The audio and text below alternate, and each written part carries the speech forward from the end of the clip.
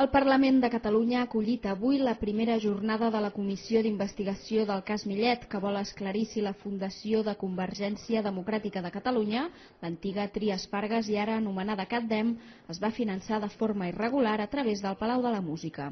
Diversos alts càrrecs de la Generalitat han participat avui en aquesta primera sessió de compareixences, mentre l'interventor de la Generalitat ha assegurat que no ha detectat pagaments de l'entitat cultural a cap partit polític. La responsable del Protectorat de Fundacions ha qüestionat l'ètica dels convenis entre el Palau i CatDem i també la devolució dels recursos per part de la Fundació.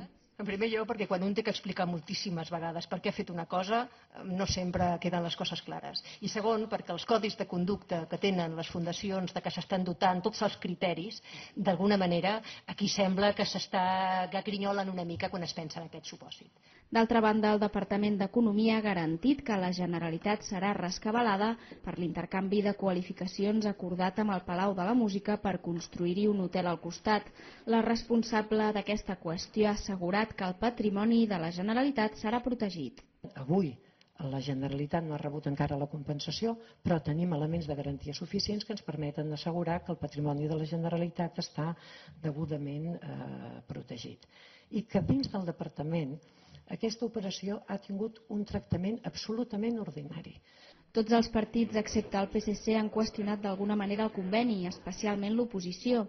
De fet, CiU ha demanat la xifra d'indemnització que la Generalitat demanarà, una informació que Turu no ha pogut donar.